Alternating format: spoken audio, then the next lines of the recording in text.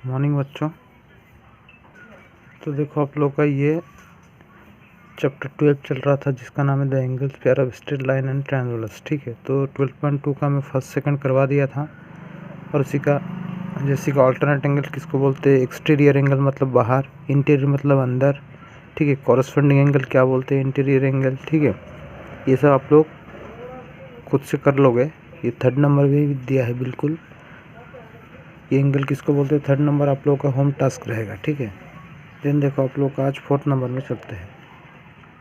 तो 4th number ऐसा कुछ दिया है, identify the pair of parallel line and the transverse in the line given figure. तो इसमें जो पहला फिगर दिया है इसमें पैरेलल लाइन निकालना है और ट्रांसवर्सल निकालना है। तो देखो पहले में ये जैसे 4 नंबर, ये पहले फिगर की बात कर रहा हूँ। पैरेलल लाइन किसको बोलते हैं, मान के चलिए ये लाइन और ये लाइन। ठीक है,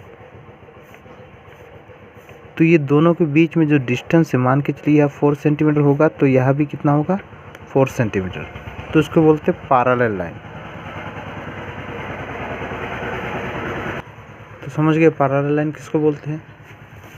तभी देखो ये जो फिगर, इसमें पैरेलल लाइन कौन कौन सा होगा, AC और DE बीच में जो डिफरेंस है, दिख रहा है आप लोगों को डिफरेंस, यहाँ से यहाँ जितना डिफरेंस, यहाँ से यहाँ भी उतना डिफरेंस।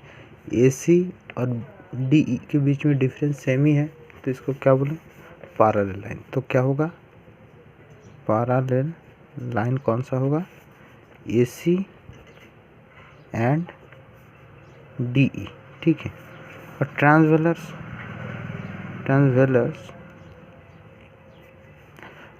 कौन सा होगा, ये पैरेलल लाइन दोनों को छोड़ के कौन सा है, AB एंड ये पैरेलल लाइन, ये और ये छोड़ के AB एंड BC, ये होगा आपका ट्रांसवर्स। उसी तरह बिल्कुल ये भी, इसमें से पैरेलल लाइन कौन सा होगा, ये AB और EC के बीच में देखो जो डिफरेंस है, यहाँ से यहाँ डिफरेंस है वो सेम है। यहाँ से यहाँ नापोगे जितना सेंटीमीटर होगा, यहाँ से यहाँ नापोगे उतना ही सेंटीमीटर होगा। ठीक है, तो डिफरेंस हो वो इक्वल है। तो AB एंड EC, इस सेकंड की बात करो, सेकंड फिगर, पैरेलल लाइन होगा क्या, AB एंड EC हो गया। और ट्रांसवर्स हो जाएगा आपका, ये दोनों को छोड़ के, ये AB एंड EC को छोड़ के क्या है, ऑब्वियसली AC। ये तो पैरेलल लाइन नहीं है, ये दोनों को छोड़ के parallel line AB and EC को छोड़ के कौन सा है, AC एंड ये BD लिख देना। ठीक है, आसान है, बहुत ही आसान। इन देखो ये दिया है, फाइंड एंगल ABC, यानी बीच में क्या है, B है, ABC। ठीक है, ABC निकालने बोला है, तो इसका मतलब होता है बीच में क्या है, B है, तो एंगल B की बात कर रहे हैं, ये निकालने बोले। तो एंगल ABC जो होता है, एंगल BB वही होता है, एंड ACB। और किसकी बात कर रहे हैं, ACB। तो ACB बीच में क्या है, C, तो ये कौन सी एंगल की बात कर रहे हैं, C। ठीक है, figure given below, AE parallel to BC, AE parallel to BC। इधर AE तो दिया नहीं है, तो शायद AE होगा इधर। ठीक है, ये AE पैरेलल टू BC, यानी ये जो डिस्टेंस है वो इक्वल है। तो देखो कि AE पैरेलल टू BC, यानी यहाँ का जो डिस्टेंस है वो इक्वल है। तो ये 25 डिग्री, ये भी कितना होगा, 25 डिग्री ऑब्वियसली। ठीक है, ये 25 डिग्री, ये भी कितना होगा, 25 डिग्री। इसीलिए सॉरी, ये इसके साथ ये इक्वल नहीं होगा, इसके साथ ये इक्वल होगा। ठीक है, इसके साथ ये इक्वल होगा, क्यों होगा, क्योंकि इससे ऑल्टरनेट एंगल है। ठीक है, तो ACB क्या निकलेगा, 25 डिग्री। क्यों निकलेगा, क्योंकि एंगल ये EAC के साथ, EAC कितना डिग्री है, 25 डिग्री, और BCA या ACB क्या होगा, ये 25 डिग्री। क्यों होगा, क्योंकि AE लाइन BC के साथ पैरेलल है, और ये जो एंगल है दोनों, ये क्या एंगल है, अल्टरनेट एंगल है। इसीलिए इसके साथ ये एंगल इक्वल होगा, और ये जो लाइन है ये ट्रांसवर्स है, ठीक है। तो ऐसे आप लोग लिख सकते हो, ऐसा लिख भी सकते हो। इन द फिगर, ये 5th नंबर की बात कर रहा हूँ, ठीक है। In the figure A E parallel to B C, ठीक है, ए ई बी सी के साथ पैरेलल है, and E A C equal to 25 degree, ठीक है, equal to A C B equal to also 25 degree. क्यों होगा इक्वल? क्योंकि angle A and C are alternate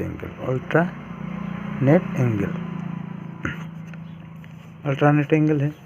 ये एंगल और ये एंगल अल्टरनेट एंगल है। एंड ए सी क्या हो जाएगा आपका? ये जो ए सी है ट्रांसवर्स हो गया, ट्रांसवर्स, ठीक है।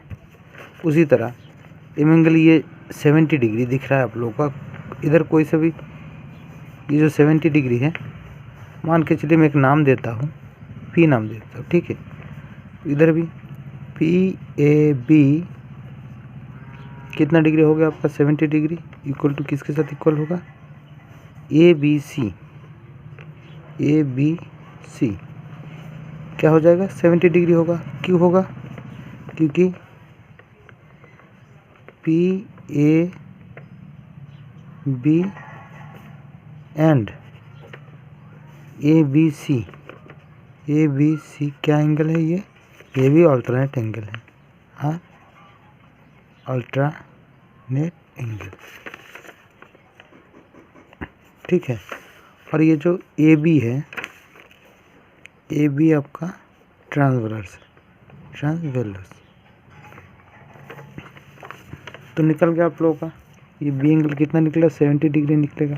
तो ये बी सी है 70 डिग्री और ए सी भी कितना निकलेगा? 25 डिग्री, ठीक है। जैसे कि दिख रहा है ये 25 निकला है ए सी भी, और ये 70 डिग्री निकला है। उसी तरह देखो ये नंबर भी बिल्कुल कर सकते हो, जैसे इसके साथ ये इक्वल होगा, एंगल वाई के साथ एंगल सी इक्वल होगा। क्यों इक्वल होगा? क्योंकि वाई के साथ सी इक्वल है, इसीलिए क्योंकि ये दोनों क्या है? अल्टरनेट एंगल है।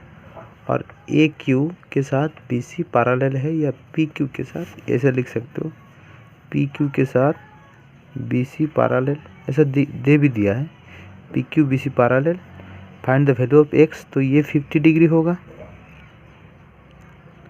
सी एंगल इक्वल टू 50 डिग्री दिया है, ठीक है, सी एंगल 50 दिया है, तो वाई भी 50 होगा। क्यों होगा?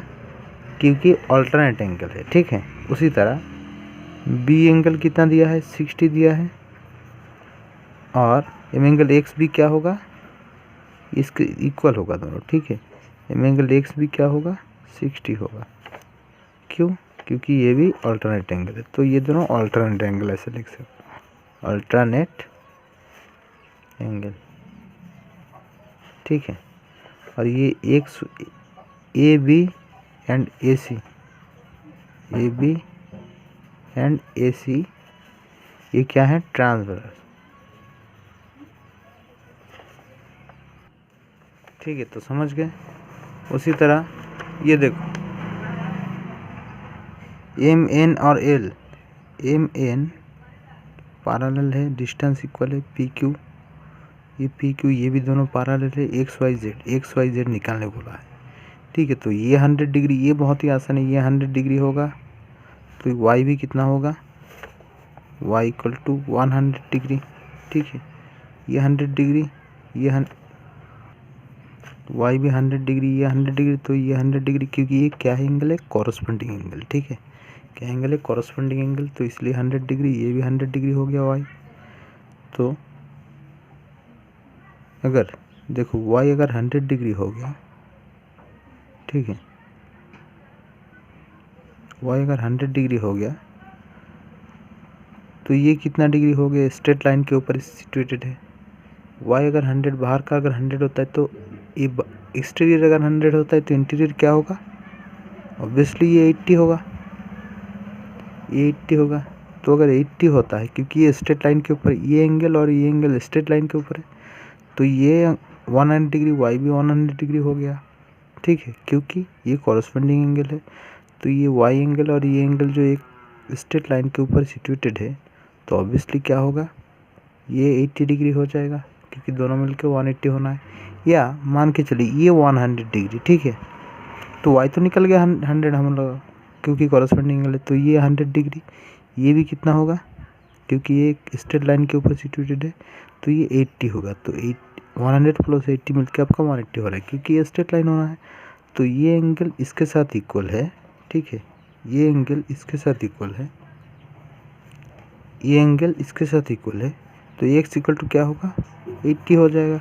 क्यों, क्योंकि ये भी कॉरस्पॉन्डिंग एंगल है, ये एक इनसाइड एक आउटसाइड होगा, ये भी, ठीक है। तो ये 80 है, तो एक्स भी क्या होगा, 80 होगा। क्यों, क्योंकि कॉर्न जैसे ये इसके साथ इक्वल है, ये 100, वाई भी 100, ये 100, तो ये क्या होगा, 80 होगा, क्योंकि ये स्ट्रेट लाइन के ऊपर सिचुएटेड है। तो ये 80 हो गया, तो एक्स भी 80 होगा। क्यों, क्योंकि ये कॉरस्पॉन्डिंग एंगल है, तो एक्स भी 80, वाई अभी वाई तो निकल गया और जेड निकलना बचा है। तो देखो जाहिर सी बात है, तो जेड भी क्या होगा आप लोग का, ये एम और एन पैरेलल है, ये 100 डिग्री, ये भी क्या होगा 100 डिग्री, क्योंकि कॉरस्पॉन्डिंग एंगल है, ठीक है, कॉरस्पॉन्डिंग एंगल है। ये अगर 100 डिग्री होता है, ये एंगल ये 100 हुआ, ये भी क्या होगा 100, क्योंकि कॉरस्पॉन्डिंग एंगल। ये अगर 100 होता है, तो ये क्या होगा, बाहर का 100, ठीक है, बाहर का 100 होता है, तो अंदर का क्या होगा, इस स्ट्रेट लाइन के ऊपर 80 होगा। या ये दो एंगल मिलके हमेशा 180 होना है, तो उनमें से अगर ये 100 होता है, तो ये कितना होगा, 80 होगा। ये वाई जेड भी 80 निकला। तो ऐसे करके निकाल सकते हो। तो देखो ये एंगल जैसे ये 50 है, तो ये 50 होगा, ये और ये दोनों 50 है, तो ये क्या होगा, 360 से 50 माइनस करना, 360 से 50 प्लस 50 100 माइनस करना, कितना होगा 260, 260 को 2 भाग कर देना, 130, 130 हो जाएगा, ठीक है। तो इसी तरह निकालते हैं,